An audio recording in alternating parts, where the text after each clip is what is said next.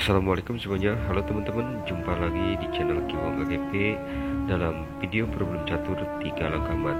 Sudah lama sekali ya saya tidak mengupload video problem catur ini, dan kali ini saya baru sempat. Oke teman-teman, seperti apa problem caturnya? Mari kita lihat sama-sama. Ini dia.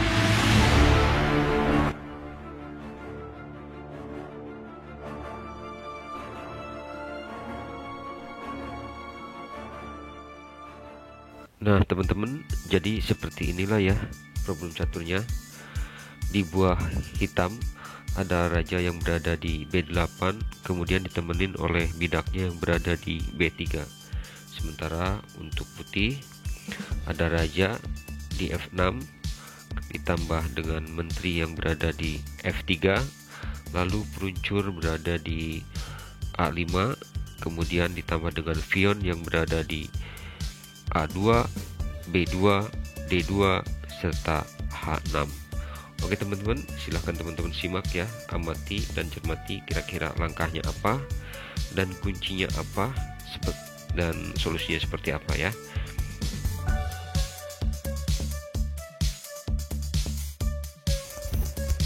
Baiklah teman-teman, sekarang mari kita lihat dulu beberapa analisa ya. Apakah dengan cara ini akan mati raja hitam atau tidak? Yuk kita saksikan sama-sama. Untuk langkah pertama, menteri yang berada di F3 melangkah mendekati atau maju ke C6. Kemudian raja hitam satu-satunya jalan hanya bisa berlari ke A7. Lalu langkah kedua putih yaitu menjalankan peluncur atau gajah dari A5 ke C7. Nah teman-teman, kalau seperti ini terjadi remis ya, raja hitam sudah tidak bisa bergerak kemana-mana karena jalannya sudah diblokir dan terkepung ya oleh menteri dan peluncur. Kalau remis dalam problem catur 3 langkah berarti hitam menang. Oke teman-teman, untuk analisa pertama ini putih tidak bisa mematikan raja hitam dalam 3 langkah, dan ini pun karena bukan kuncinya.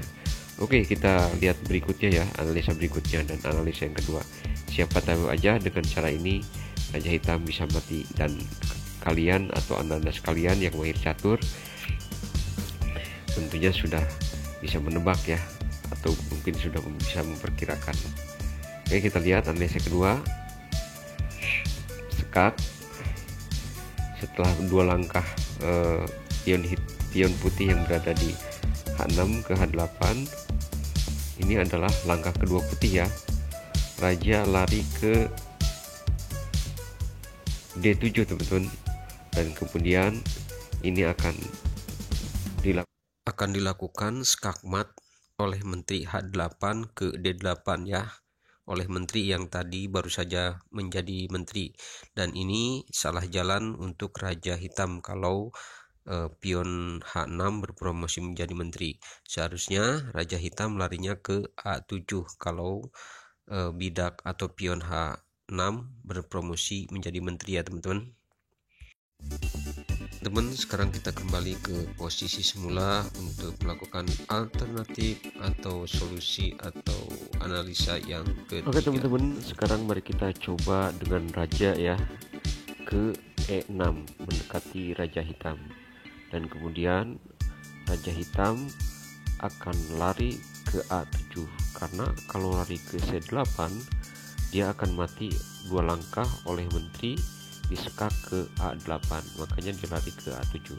Nah kemudian langkah kedua, menteri melakukan sekak ke F7, raja lari ke A6, dan di sini putih untuk langkah ketiga mendapat kesulitan ya, karena tidak akan mati dalam 3 langkah.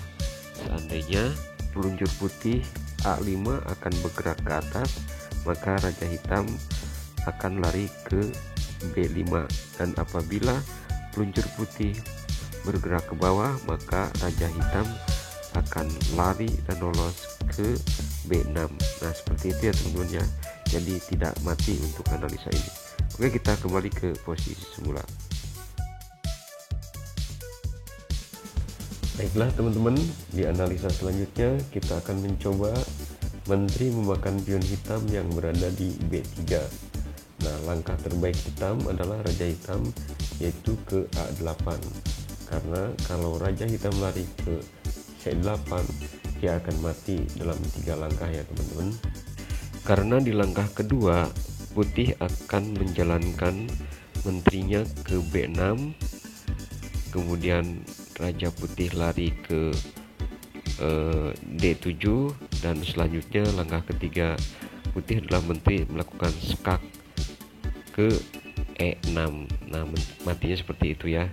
Jadi langkah terbaik hitam adalah ke A8 larinya. Nah, langkah kedua peluncur apabila lari ke C7, maka raja hitam akan bergerak ya, satu-satunya jalan ke A7 dan disekak oleh menteri ke B6, maka raja akan kembali lari ke A8.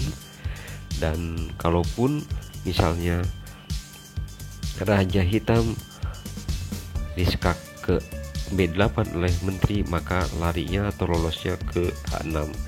Nah, jadi seperti itu ya teman-teman ya. Untuk analisa ini juga tidak mati. Oke teman-teman, untuk analisanya sampai di sini dulu, dan sekarang mari kita lihat kunci jawaban dari problem catur favorit yang sulit ini. Silahkan kita tonton sama-sama. Oke teman-teman, untuk memecahkan problem catur ini, mari kita lihat kunci jawabannya ya, yaitu kuncinya ada pada bidak yang berada di A2 bergerak ke A4. Nah, itu kuncinya teman-teman ya. Langkah pertamanya atau kuncinya itu. Kemudian apabila raja hitam lari ke C8, maka di sini menteri akan memakan pion hitam yang berada di B3. Dan selanjutnya raja hitam akan lari ke D7. Lalu langkah ketiga putih adalah melakukan skak oleh menteri ke C6. Nah, seperti ini ya teman-teman ya. Jadi matinya seperti ini. Nah, bagaimana teman-teman seandainya kalau raja hitam larinya tidak ke C8, dia lari ke A7 ya, waktu pion hitam bergerak ke A4. Nah, oke, sekarang mari kita lihat lagi ya. Ini untuk alternatif yang kedua, memecahkan atau solusinya di problem catur ini. Yuk kita lihat sama-sama.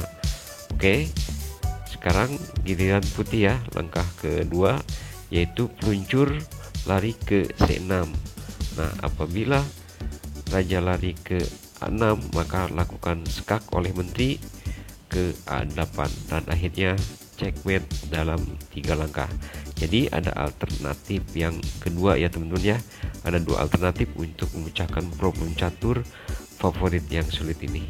Nah, jadi seperti itu ya teman-teman ya, cara memecahkan problem caturnya dan kunci jawabannya. Semoga bisa menghibur dan bermanfaat. Assalamualaikum, sampai jumpa di video berikutnya. See you next video and thank you for watching.